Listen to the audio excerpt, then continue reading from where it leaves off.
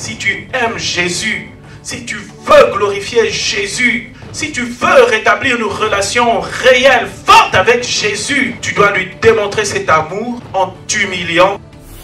La femme doit rester dans la cuisine, les enfants non, ils doivent, et puis les hommes sont là au salon en train de causer. Donc si l'enfant traverse et vient, oh, sacrilège, il y a des coutumes comme ça. La réconciliation que le Seigneur Jésus-Christ a rétablie, cette réconciliation a fait quoi? Nous a bénis de toute bénédiction spirituelle dans les lieux célestes.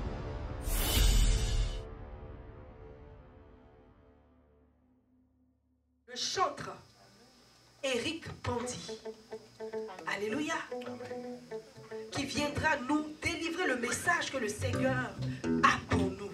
Alors tu vas acclamer, non pas le frère, mais la parole qu'il va te donner. Alléluia. Alléluia.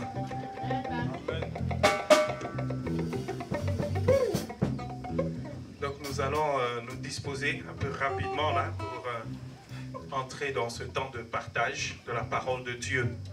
En ce moment, je veux que tu essaies de te rappeler quand la Bible dit que Jésus avait vu la foule qui venait. C'était une foule nombreuse. Il a eu pitié de la foule. Et puis la Bible dit, il est allé sur une colline, sur une montagne, il s'est assis. Et puis il a commencé à parler. Il a commencé à enseigner, et c'est ce qu'on connaît aujourd'hui en tant que béatitude, où il dit, heureux les pauvres de cœur.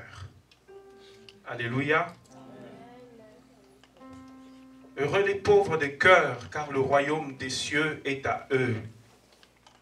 Les pauvres de cœur, ceux qui sont humbles.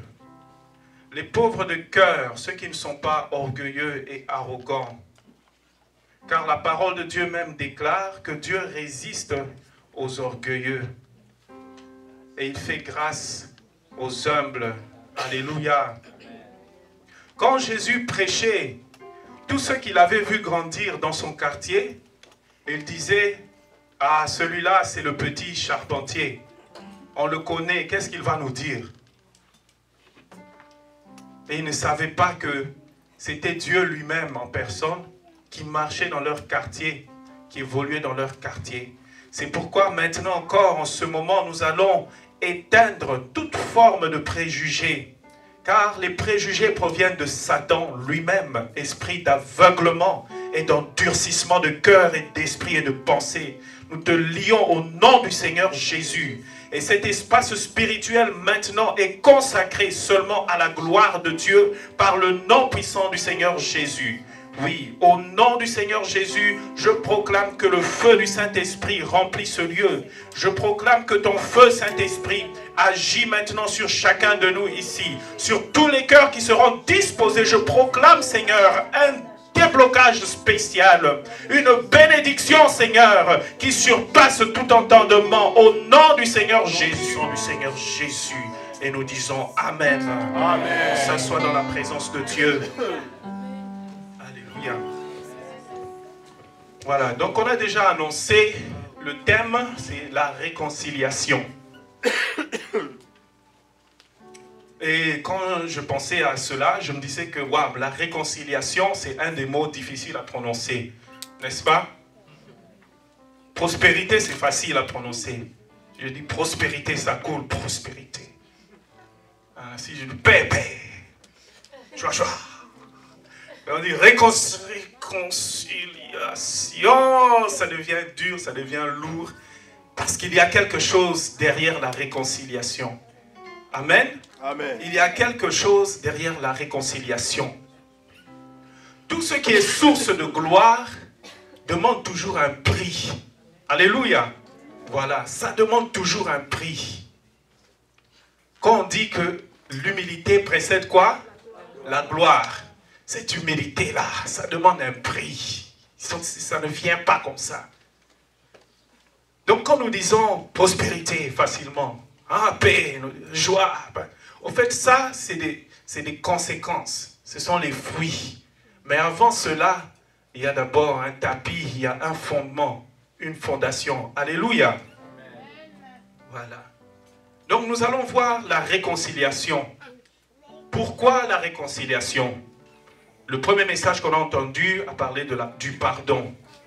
Et au fait, logiquement même, on sent que la réconciliation, c'est lié au pardon. Donc quand tu dis pardon, il y a le côté logique du pardon tire la réconciliation. Et donc on voit que la réconciliation, au fait, ça amène à l'action, à un acte. Alléluia. Alors, je vais essayer de faire participer rapidement le public, juste pour demander comment tu définis la réconciliation. Donc, je te prends déjà sur le coup, ma soeur. Qu'est-ce que la réconciliation pour toi? La réconciliation, c'est une entente. Ça comme une entente entre deux personnes.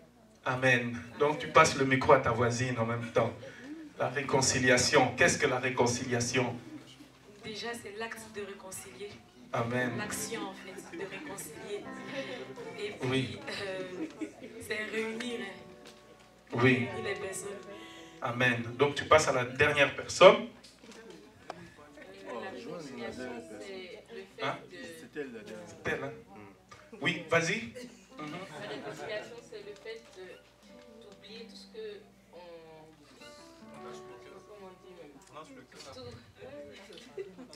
Tout ce qui nous a fait mal et de passer au-delà de ça et de se réunir avec la personne qui Amen.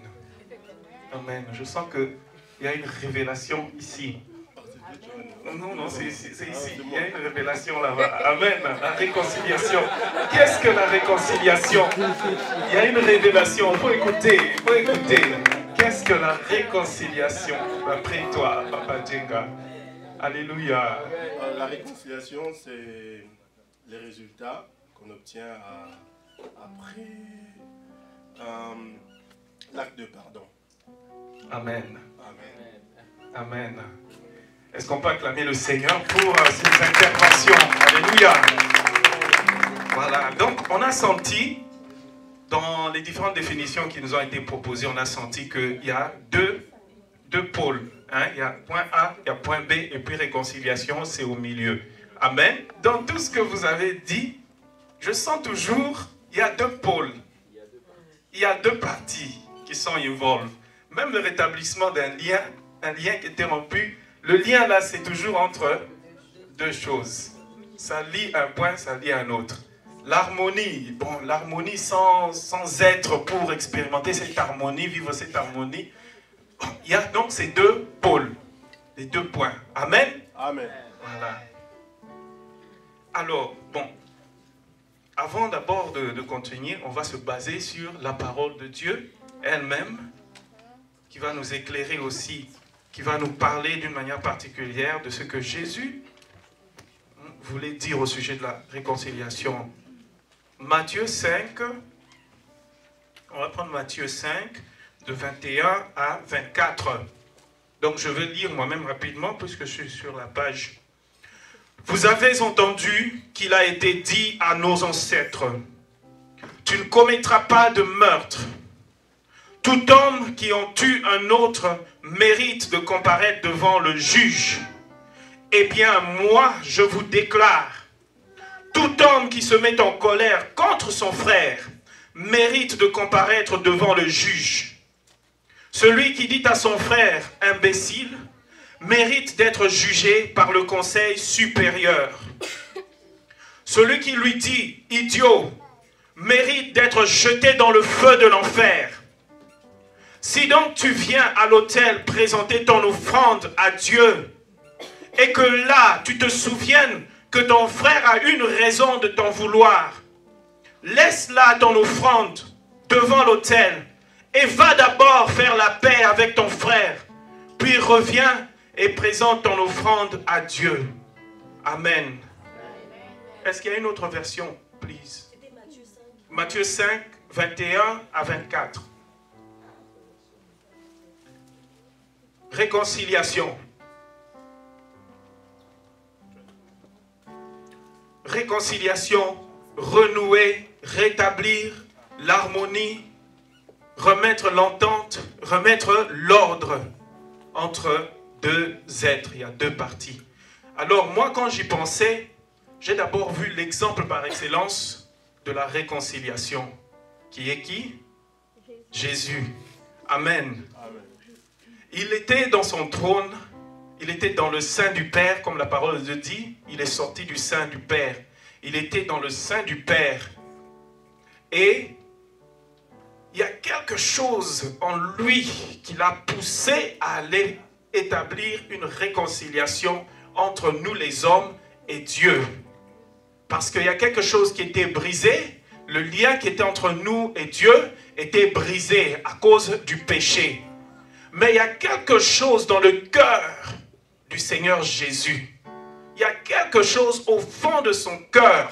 Parce que s'il n'y a pas cette chose au fond de ton cœur, ton geste de réconciliation sera simplement une comédie. Ça sera un game. Mais il y a quelque chose dans le cœur de Jésus, l'amour. Alléluia. L'amour. Il a dit, je vais aller rétablir ceux qui étaient là auparavant. Et qu'est-ce qui était là auparavant qu'il a voulu rétablir? La parole de Dieu nous dit dans Genèse comment Dieu a fait toutes choses et il a dit que tout était très bon. Il a fait le premier jour, il a créé ceci, il a ajouté cela, il est revenu ici, il a pris l'homme, il l'a placé dans le jardin, il a donné tout ce qu'il fallait pour l'homme, pour que cet homme-là soit heureux, qu'il soit épanoui, qu'il soit content. Il a tout donné pour l'homme. Mais à cause du péché, cela avait été brisé. Et donc cet accès-là, cette joie, cet épanouissement-là, complet qu'on pouvait avoir, ne pouvait plus avoir lieu. Est-ce qu'on se suit jusque-là? Mais lui, à cause de son amour pour nous, il a vu ces biens-là, il a dit non, je veux que l'homme jouisse de ces biens, je veux qu'il soit dans cet état-là, je veux qu'il partage ma joie, je veux cela, alors je quitte mon trône, je m'abaisse, je descends, je me fais petit. Bien que c'est lui, l'homme, qui a désobéi, bien que c'est lui qui a brisé cette alliance, je vais m'abaisser, Père. Je vais me faire petit, Seigneur, pour les réconcilier avec toi, Seigneur. Et le Seigneur Jésus est descendu. Donc la réconciliation, mes frères et sœurs, ça doit provenir d'abord du cœur, plus profond du cœur. C'est pas seulement, bon, la réconciliation, et puis tu te lèves, tu viens comme ça. Bon, je me réconcilie, pardonne-moi seulement. Non, c'est plus profond. Amen. C'est plus profond. Il y a un élan. Tu veux rétablir quelque chose. Tu veux rétablir cela. Parce que il y a la grâce, il y a la paix. Tu veux cette relation de paix, cette relation d'harmonie, cette relation normale, cette relation d'amour entre vous deux. Amen.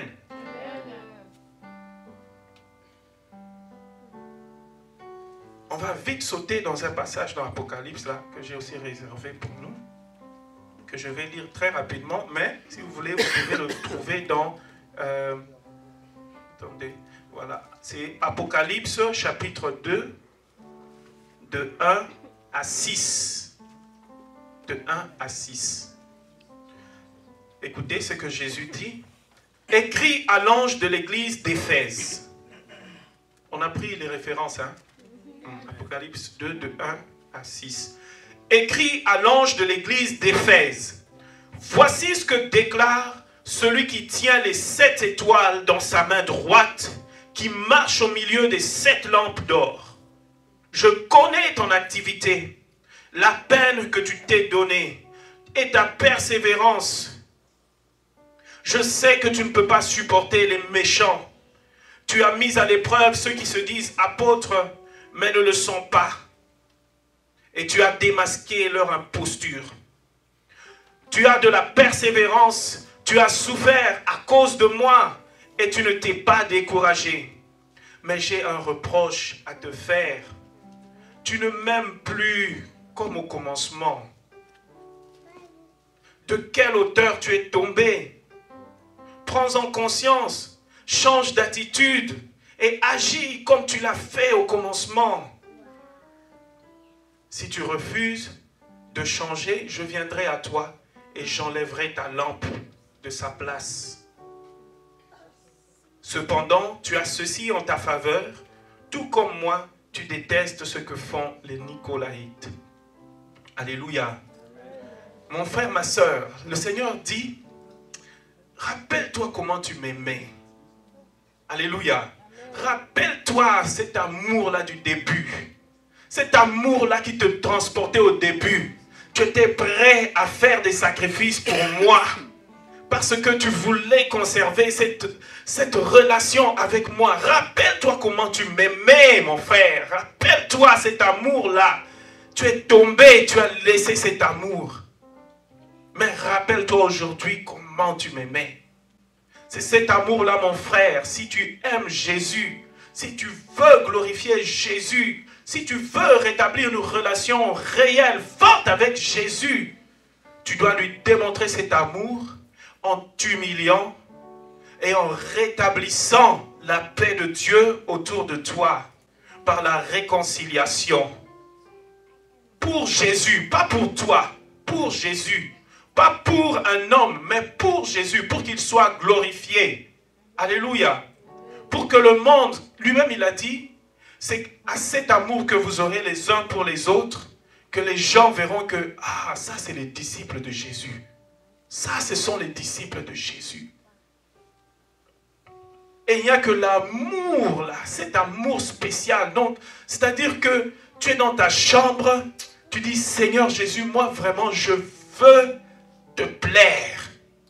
Je veux que quand tu me regardes, c'est comme un parfum de rose.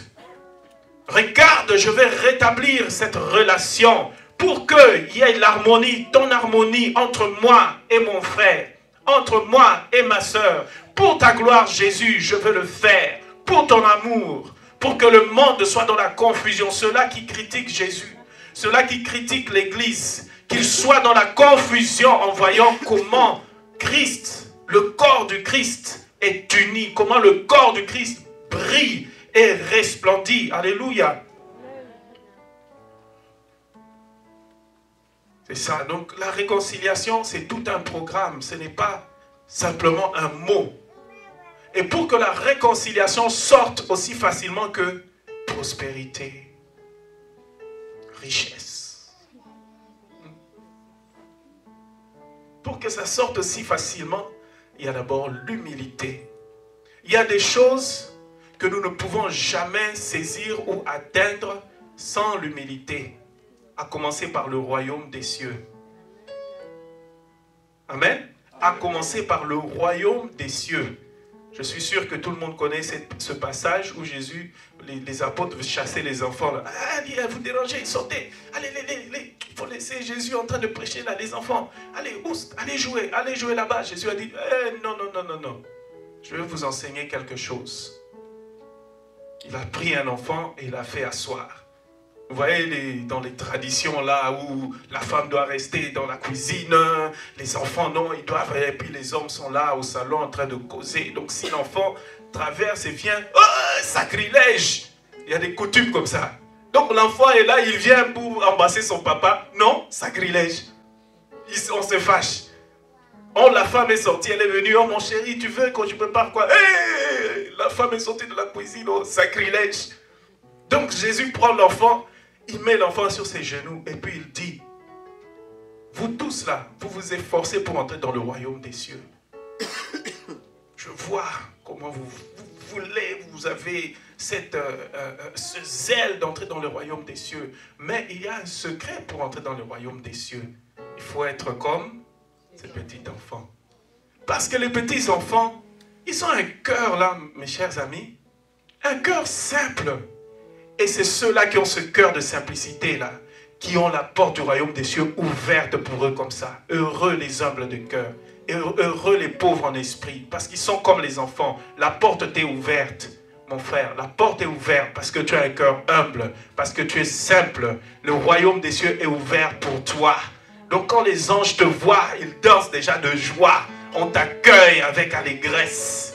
Quand Dieu te voit te mettre à genoux la nuit, pour intercéder, pour prier, Dieu dit, les anges, venez voir mon enfant que j'aime. Tu as la valeur aux yeux de Dieu. Tu es précieux comme ça. Tu es comme l'or. Tu es comme l'or parce que tu valorises l'humilité, la réconciliation. Heureux les artisans de paix, heureux les artisans de paix, car ils seront appelés fils de Dieu. Parce que Jésus, partout où il était, c'est la paix qu'il cherchait. Parfois, ce n'est pas toi qui es impliqué dans l'affaire. C'est peut-être ton ami qui a un problème avec son ami ou avec son frère. Toi maintenant, fils de Dieu, tu vois ça, tu es témoin de ça, tu vois. Quelle est ta réaction? Est-ce que tu es artisan de paix? Est-ce que tu viens favoriser la réconciliation? Ou bien toi, tu viens pour abîmer encore la situation? Et tu es content, tu souris. Parce que ça, c'est le diable. La parole de Dieu dit que le diable, il est là pour détruire, pour tuer, pour égorger. C'est ça son travail. Donc quand les gens se déchirent, il voit les gens se déchirer, il est content. Donc quand toi aussi, comment on dit, oh, il y a le terme là même, un très bon terme.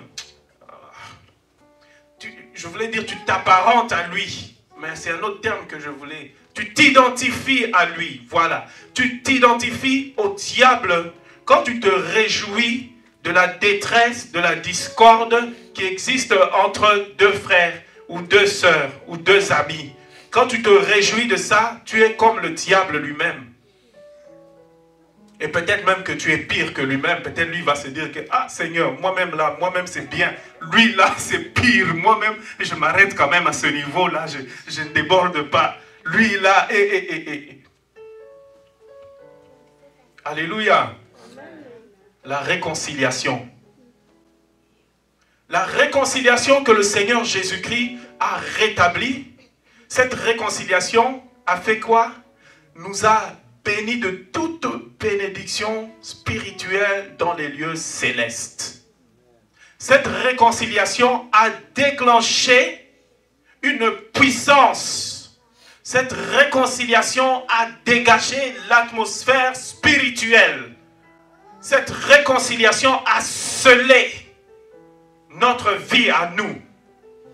Imagine que maintenant, aujourd'hui, grâce à Jésus, je sais que je suis purifié, je suis beau, je suis merveilleux, une merveilleuse créature. Je suis un bijou aux yeux de Dieu. Imaginez un peu ça. Grâce à la réconciliation que Christ a établie entre l'homme et Dieu. Alors, au lieu de nous identifier à Satan qui est là pour déchirer, identifions-nous à Jésus qui a pris la réconciliation et a mis ça à un piédestal. La réconciliation, symbole de l'amour, symbole de l'unité, la réconciliation. Peut-être que dans le ciel, quand on va arriver là, on verra des mots en train de planer dans les airs là. Et parmi les mots, il y aura réconciliation. Parce que tous les êtres dans le royaume des cieux là, la réconciliation, c'est comme un anneau d'or autour de leur cou. Alléluia. Amen. Donc que la réconciliation soit sur ton cou comme un anneau d'or. Sois un ambassadeur de la réconciliation. Pour toi-même et même pour les autres. Privilégions la paix, l'unité. L'apôtre Paul a dit, autant que cela dépend de vous. Amen. Autant que cela dépend de vous, recherchez la paix, les uns avec les autres. Autant que cela dépend de vous. C'est-à-dire que parfois tu vas devoir faire des efforts. C'est-à-dire que aussi longtemps que tu peux, toi, que c'est dans ton pouvoir de le faire, fais-le. Ne dis pas, ah, c'est moi, on va dire que je suis bête. Parce que ça, c'est le raisonnement humain. Ça, c'est le raisonnement du monde. Dans le monde, surtout si tu as raison, tu dois garder tes épaules au-dessus. Tu ne peux pas aller réconcilier. Non, on va te prendre pour un petit. Tu as gâté ton nom, c'est quoi? Ça, c'est dans le monde. Tu as gâté ton nom. Non, il faut garder ta dignité. On appelle ça la dignité. Hein? Il faut garder ta dignité. Non, c'est lui qui t'a fait du mal. C'est lui qui doit venir s'agenouiller devant toi. Ça, c'est la règle quoi du monde. Mais regardez Jésus. Regardez Dieu. C'est nous qui avons fait mal, mais c'est Jésus qui est venu. Il a quitté toute sa gloire. Il a commencé à marcher. Au point même où on se cogne au marché, là, il y a tellement beaucoup de... Vous cognez même les épaules, tu dis, ah toi, tu regardes même pas où tu marches. Mais c'était Dieu qui était là, en train de marcher, qui allait au marché acheter la nourriture. Vous le trouvez en train de causer avec les gens assis comme ça. La simplicité de Dieu. Une simplicité. Alors que si il y a quelqu'un vraiment qui avait sujet de se glorifier, s'il y avait quelqu'un qui avait sujet de faire des fiers, de dire que non, en tout cas, c'était lui. Mais il a donné l'exemple, il a montré le prix à payer pour la réconciliation. Alléluia. Et quand tu viens avec ce cœur-là, devant le trône de Dieu, quand tu as un cœur de réconciliation, un cœur humble, le cœur de Dieu est déchiré devant toi. Donc quand Dieu te voit, son cœur est ouvert. Son cœur est ouvert. Parce que ce n'est pas seulement un geste d'un jour, mais c'est un style de vie. C'est ta nature. Tu comprends? C'est ta nature. Alors parce que c'est ta nature, même quand tu prends le micro pour chanter, Dieu est béni dans les cieux. Amen. Dieu est béni à cause du cœur, parce que c'est le cœur là. Dieu, il regarde tellement dans le cœur. C'est ça qui est vraiment spécial avec Dieu. Lui, il regarde seulement dans le cœur. C'est bizarre, hein? Il regarde dans le cœur.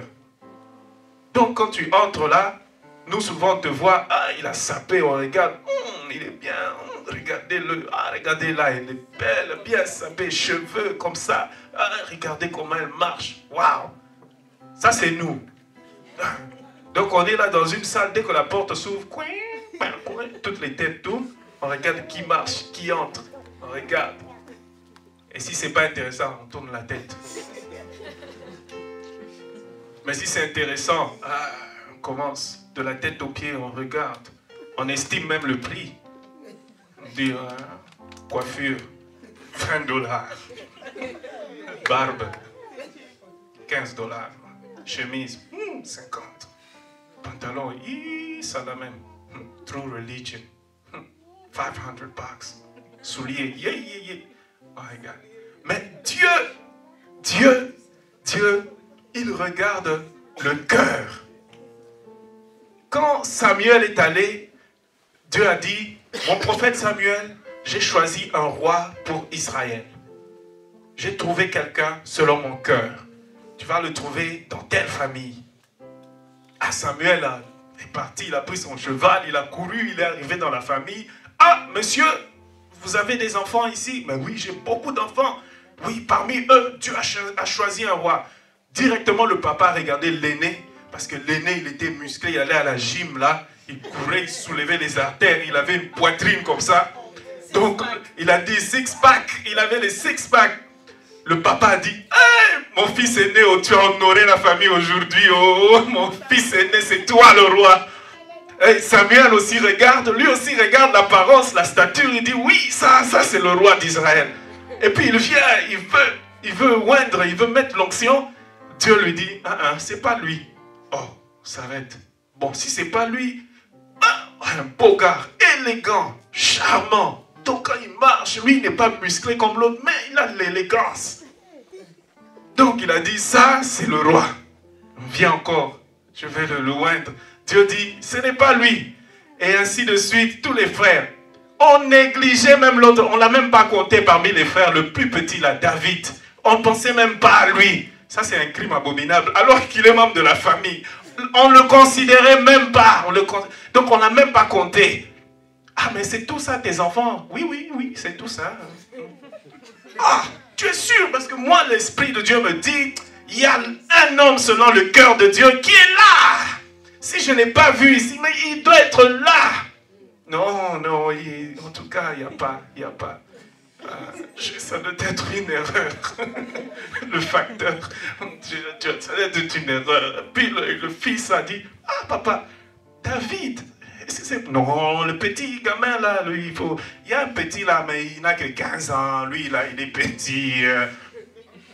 L'Esprit de Dieu dit, c'est lui là, c'est le petit là que je veux. Alléluia, c'est le petit là, l'homme selon mon cœur.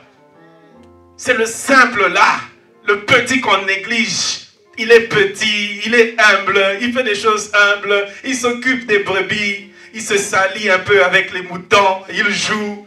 Hein. Donc lui, ce n'est pas le genre, la musique joue là, tu as envie de danser, mais tu es tellement ministre, tu es tellement sérieux. La louange chauffe, mais tu ne veux pas bouger. Oh, tu as serré la ceinture, tu ne veux pas bouger. Non, lui, ce n'était pas comme ça. David, quand on disait seulement Alléluia, Alléluia, Alléluia, loué soit David, Alléluia, Alléluia. David était père, David dansait. Ça, c'était le cœur de David, un cœur simple. La cravate, là, ça ne le gênait pas.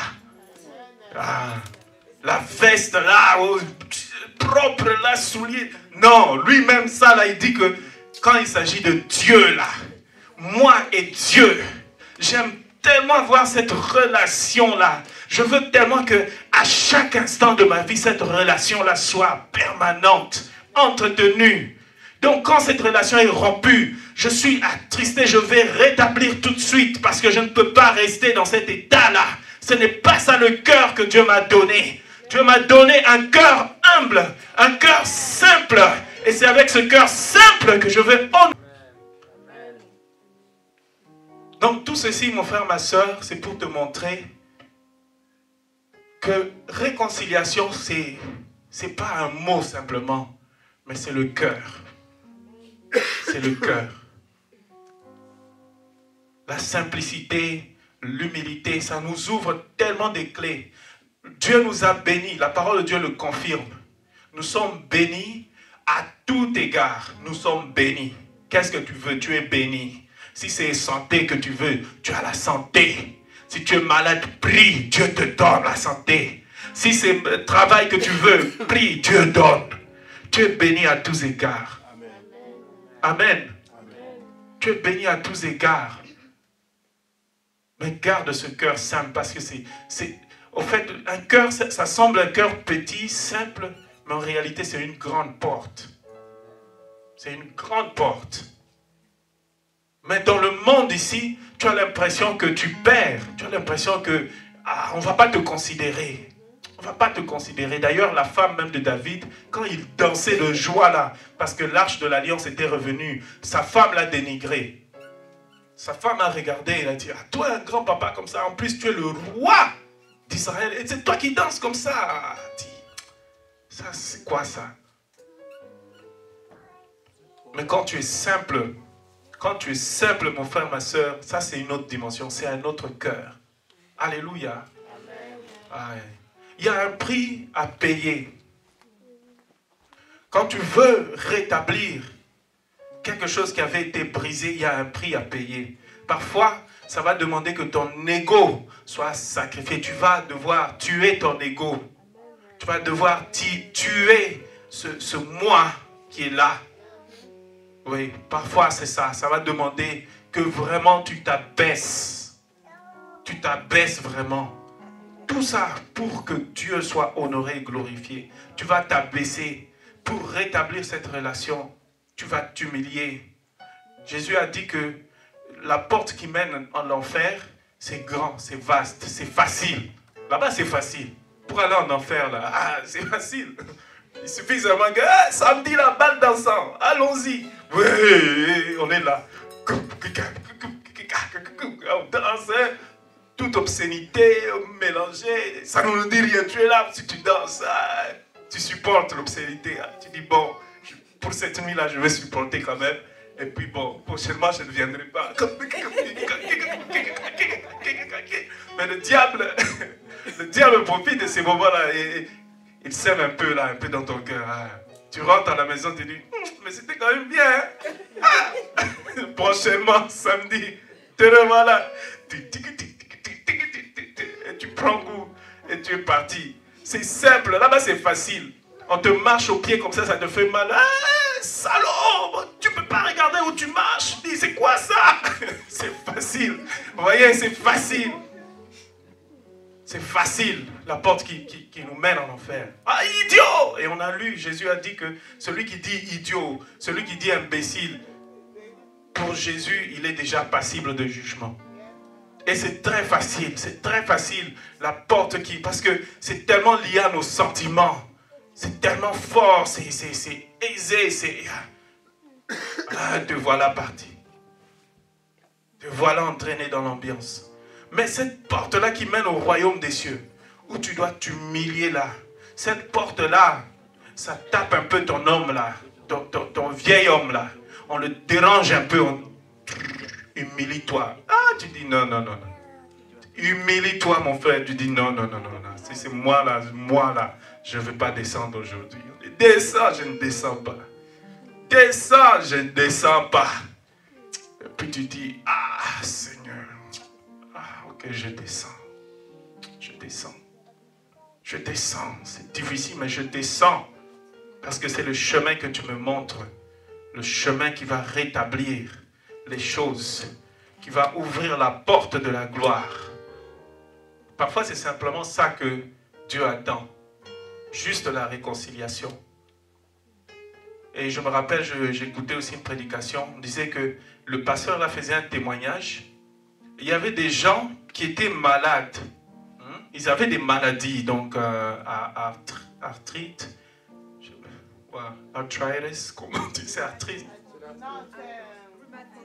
Rhumatisme, mais il y a l'autre aussi, arthrite. Il y a arthrite aussi. Arthritis, là, mais en français. Bon, vous avez compris.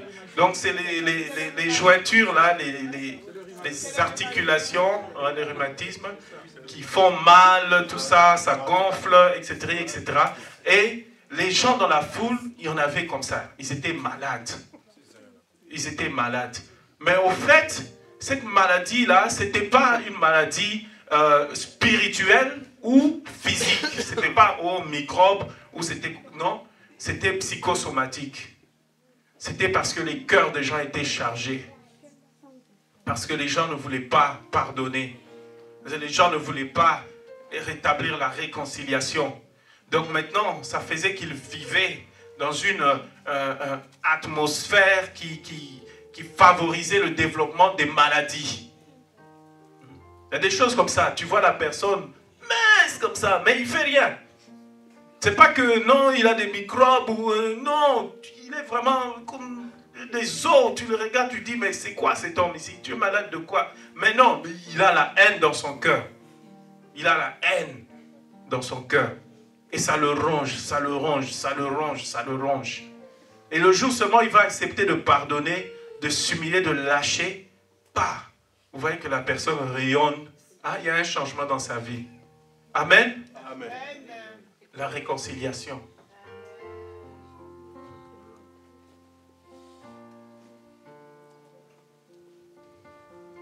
Le Seigneur a rétabli la réconciliation entre nous et Dieu pour que nous puissions accéder à la gloire. La réconciliation ouvre la porte de la gloire dans nos vies, dans la vie de nos frères et sœurs. Donc parfois seulement, il faut lâcher seulement. Amen. Amen. Tu acceptes de lâcher. Tu as déjà vu la main du singe? C'est plié comme ça. Il n'ouvre pas ça facilement. Hein. Il garde ça comme ça, dur. On dit non. Laisse seulement. En lingala on dit Loboko alikaku. Loboko alikaku. Tu entends même comment ça sonne. Donc il a la main comme ça, dur. Il laisse pas. Lui, il laisse pas. On dit non. Laisse. Non, moi là, je laisse pas. Moi, on me connaît. C'est comme ça que moi, je suis. Je ne laisse pas, moi. Jusqu'à ce que cette situation-là, moi, on va régler ça. Moi, c'est comme ça.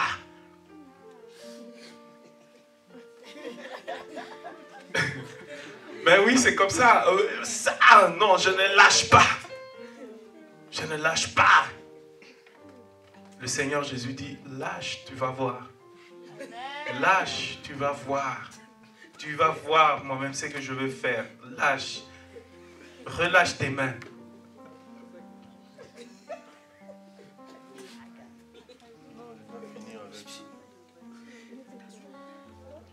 Ah, faut pas penser à autre chose. Hein. Faut pas penser à autre chose, pardon. Moi, j'ai pas dit ça. J'ai pas dit ça, vous êtes témoins. Désirez Dieu. Désire Dieu, mon frère, ma soeur. Désire Dieu.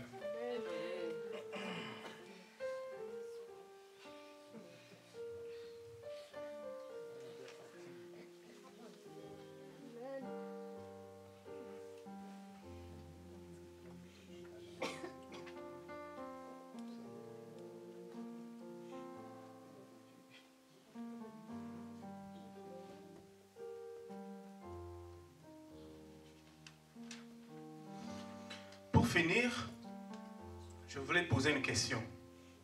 Quand tu venais ici, qu'est-ce qui t'a fait venir ici?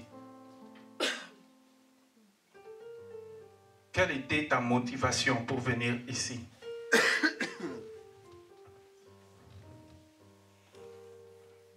Quelle était ta motivation? Qu'est-ce qui t'a poussé à venir ici?